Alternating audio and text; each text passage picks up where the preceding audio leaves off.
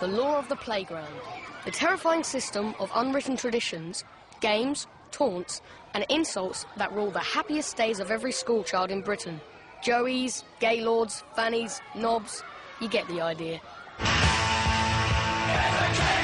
Blaze. Sir. Reeves. Here. Middlemiss. Here. Collins. Present. McGuinness. Yes, sir. Lee. Yes, sir. Mack. Sir. Dolan. Present. Mitchell. Sir. Montgomery. Present. Carr. Sir. Zane. Here. Not. Who's there? I do not. I do not poo. You done a poo? You remember your first day in your class, your first day in your tutor group? So everyone's kind of, who's the tough kid? Who's going to be the tough kid? Who's going to be the funny kid? Who's going to be the weird kid no one talks to? Who stinks of piss? Get on with your work. Teachers. There was a teacher called Doc Thornhill who shouldn't have been teaching. He was about 98. He'd quite often stand on his head. You know, like you'd be there all in silence doing your maths, and he'd be stood on his head at the end of the classroom. We did have one teacher, and if you did anything like comb your hair or like look in a mirror, is this a fashion show? And you're like, no, it's just the basics of being a human being, really.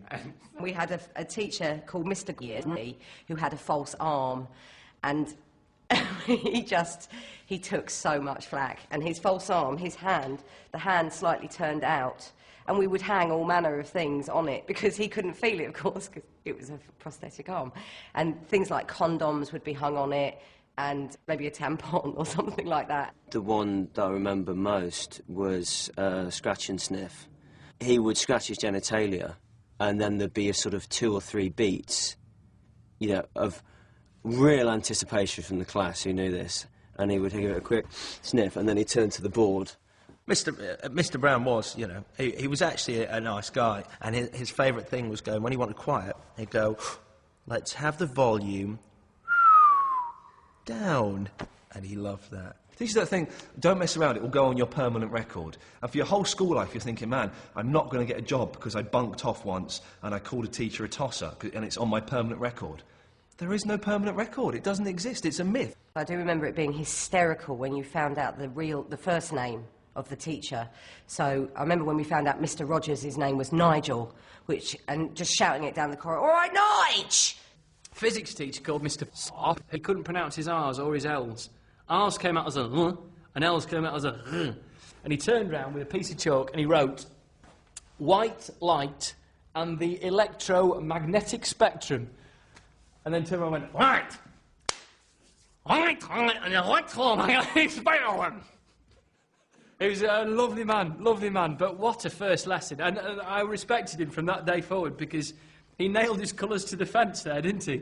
I think I was told about autumn every year from the ages of 4 to the age of about 11. You kind of think, you only know about autumn, don't you? You don't know all the wisdom of the world. You know there's evergreen trees and there's deciduous trees, and that's it. That's the sum of your knowledge. You told me about this years ago. I've got it. I'm fed up with drawing different leaves. I won't need this. Leave me alone. And then you sort of go, I get this. This school thing, it's not about education primarily. It's about somewhere to stick us all. Because you can't have us just running around the place. If it was just, OK, quickly, read, write, autumn, now come back and do your GCSEs, that wouldn't work for society.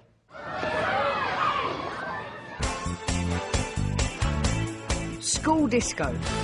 School disco was a miserable, horrible experience where tall, gangly boys like me were made to realise just how unattractive and insignificant they were to girls. The main thing of school disco was in your diary, in your journal, you would count down to the school disco. So I'd have 14 days to the school disco, 13 days to the school disco, 12 days to the school disco. And it would just be a countdown. What you're going to wear, who you're going to dance with, who you're going to talk to. And then usually it was a bit of a disappointment. And then the entry of the journal the next day was, school disco was rubbish. It was really crap. Lewis Cross danced with Gina all night. Now we're right together.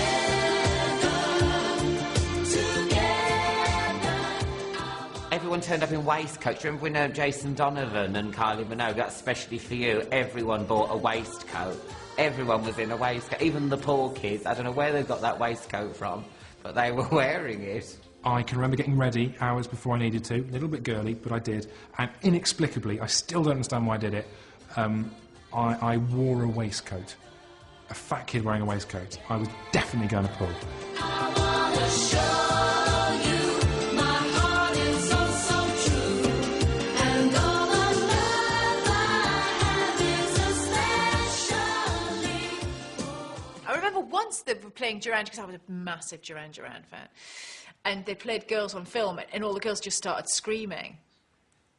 Like as if Duran Duran, when they're just playing the record. Shut up, shut up. They turned all the lights on at that point and said, right, everyone calm down, or you're not getting any more pop. If there was like specific moves, like for Rick Astley, it was never going to give you up, so that, and never going to let you down, never going to play around and hurt you, never going to make you cry, never going to say a lie. Can't remember the rest. I remember dancing with the boy, like, you know, you dance like this. Well, you dance with your arm on their shoulder and they put their hand and you sort of go like this. And everyone else was snogging and he was kind of pulling me towards him and I was just, like, digging my elbows in his arms so he couldn't get any closer because I didn't really fancy him and his breath smelled. I never got a dance at the school disco. I never got, even the last dance where anyone can get a dance, I never got a dance. Bring that note up to the front. Lying. Given any opportunity, I think most kids, especially boys, lie. You lie about success with girls. Usually lie about what members of your family do. The classic one is that your dad's in SAS. Basically, kids lied constantly. There was one guy at our school who said that he was the German BMX champion and that he owned a meat factory. Tom was the best. Tom was brilliant. He was the king of lies. For one, he wrote the code for Batman on the Spectrum. It's pretty good. He found a bale of hash this big in the woods and just keeping it. He's not going to do anything, not going to smoke or anything, but just can keep it. And while he was in the woods, he found a little hatch which opened up into an underground complex, and he found the weapons room, which was just all manner of weaponry across the walls, including the minigun from Predator. I once convinced him that on Record Breakers the previous night I'd seen Jeff Capes throw a fox around the world, and he believed me. There was a great story a friend of mine bandied about, that she had spent the night with Prince. He gave her some clothes. He said she could have any clothes she wanted, presumably from his wardrobe. And he showed her a really good time, and then he said, I'm really sorry, I've got a lot of commitments, so we won't be able to, carry this on, but I've had the time of my life. We all believed it. There was a chap who did a paper round, and he used to come in at lunchtime. There used to be this room, one of the rooms upstairs, and he'd hand out fags, because he'd nick these cartons of 200 fags. So you'd have a selection of Rothmans and B&H, and he was kind of quite popular, but then it was discovered that he was actually buying them to sort of be popular, give them out. I once pretended to my whole class that Harrison Ford was my father until a friend of mine pointed out that couldn't possibly be true. Nick Nolte Jr., I always hated him.